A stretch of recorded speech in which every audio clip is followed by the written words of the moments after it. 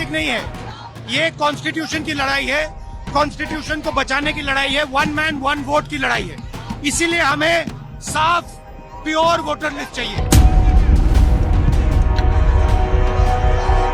11 अगस्त 2025 एक तारीख जो आने वाले समय में भारतीय राजनीति के काले दिन के रूप में दर्ज हो सकती है। दिल्ली में वोट चोरी के खिलाफ और चुनाव आयोग की कथित पक्षपाती भूमिका पर सवाल उठाने के लिए राहुल गांधी ने एक शांतिपूर्ण मार्च निकाला।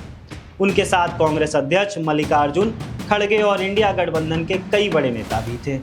मकसद था चुनाव आयोग से मिलना और उनसे जवाब मांगना कि आखिर लाखों लोगों के नाम मतदाता सूची से क्यों हटा दिए गए। लेकिन सरकार ने इस आवाज को दबाने का रास्ता चुना। पुलिस भेजी गई और नेताओं को गिरफ्तार कर लिया गया। राहुल गांधी की गिरफ्तारी की खबर जैसे ही देश के बाकी हिस्सों में पहुंची, जगह जगह विरोध शुरू हो गए। मध्य प्रदेश की राजधानी भोपाल में कांग्रेस कार्यालय के बाहर कार्यकर्ताओं ने पुतला दहन किया। सड़क पर भीड़, हाथों में तख्तियां, नारेबाजी, लोकतंत्र बचाओ, तानाशाही बंद करो जैसे नारे गूंज रहे थे। कांग्रेस के प्रदेश अध्यक्ष जीतू पटवारी ने प्रेस कॉन्फ्रेंस कर बीजेपी सरकार पर जमकर हमला बोला।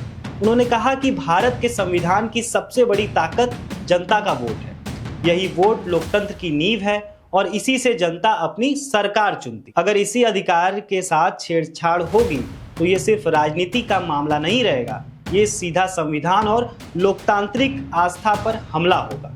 पटवारी ने साफ शब्दों में कहा कि राहुल गांधी और विपक्षी नेताओं का मार्च शांतिपूर्ण था। वे चुनाव आयोग से मिलकर 65 लाख नाम मतदाता सूची से गायब होने, लेकिन सरकार को यह मंजूर नहीं था क्योंकि ये मामला सीधा उनके चुनावी खेल को उजागर करता है। इसीलिए लोकतंत्र का गला घोटते हुए विपक्ष के नेताओं को गिरफ्तार कर लिया गया।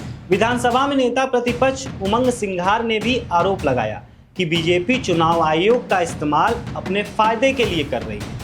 उन्होंने कहा कि राहुल गांधी ने बीजेपी की असलियत जनता के सामने रख दी है और यही वजह है कि सत्ता पक्ष बौखला गया है। अगर सच में वोट चोरी नहीं हुई है तो फिर सरकार जवाब देने से क्यों डर रही है। गुस्सा सिर्फ भोपाल में नहीं था, यूपी के संत कबीर नगर में भी कांग्रेस कार्यकर्ताओं ने जोरदार प्रदर्शन किया। जिला अध्यक्ष प्रवीण चंद पांडे ने कहा कि मोदी सरकार और चुनाव आयोग की मिलीभगत से पूरे देश में वोट चोरी करवाई जा रही है। गरीब, मजदूर, दलित, अल्पसंख्यक जो बीजेपी के खिलाफ वोट डालते हैं उनके नाम सूची से गायब किए जा रहे हैं। उन्होंने कहा कि जनता के अधिकार पर डकैती की जा रही है और अब चुनाव आयोग को बचाने में जुटा है। प्रदेश में शामिल एक बुजुर्ग कार्यकर्ता ने कहा, हमने इमरजेंसी भी देखी है लेकिन आज जो हो रहा है वो उससे भी खतरनाक है। अब सीधे वोट का अधिकार छीना जा रहा है। बुजुर्ग की आंखों में गुस्सा साफ झलक रहा था। सोशल मीडिया पर भी ये मामला जमकर छाया रहा। Hashtag save democracy, hashtag vote चोरी और हैशटैग बीजेपी फेयर राहुल जैसे हैशटैग ट्रेंड करने लगे। वीडियो वायरल हुए जिनमें पुलिस विपक्षी नेताओं को खींच कर ले जाती दिखी और जनता सड़कों पर नारे लगाती नजर आई। लोग लिख रहे थे कि बीजेपी को जनता से डर लगने लगा है, इसीलिए अब चुनाव से पहले ही विपक्षी वोटरों को लिस्ट से हटाया जा रहा है। यह मामला सिर्फ एक राज्य या नेता का नहीं है, ये सवाल हर भारतीय के लिए है। क्या हमारा वोट सुरक्षित है? क्या हमारे नाम को बिना बताए मतदाता सूची से हटाया जा सकता है? और अगर हाँ, तो फिर हमारा लोकतंत्र किस दिशा में जा रहा है?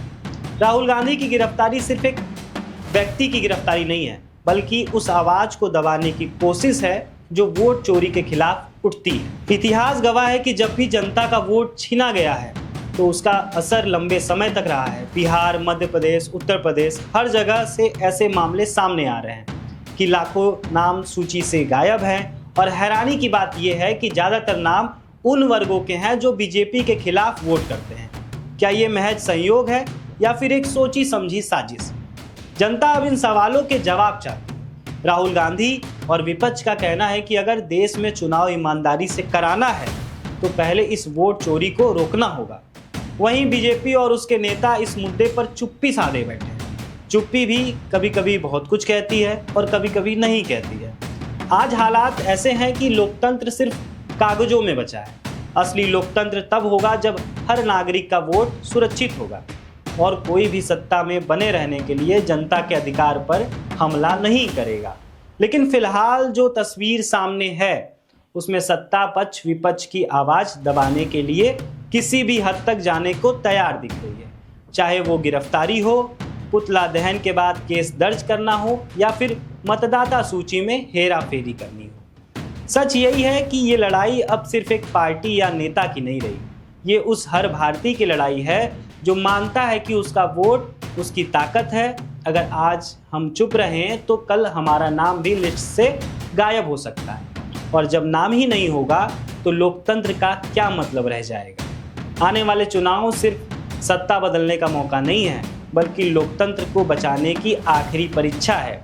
जनता चाहे तो सत्ता को भी हिला सकती है, और यही सबसे बड़ी ताकत है। तो आप कमेंट करके बताइए आप इस पूरे मामले पर क्या सोचते हैं, और आपने हमारे चैनल को सब्सक्राइब नहीं किया है तो सब्सक्राइब जरूर करें। वीडियो अच्छी लगी हो तो लाइक शेयर जरूर करिएगा। Thank you.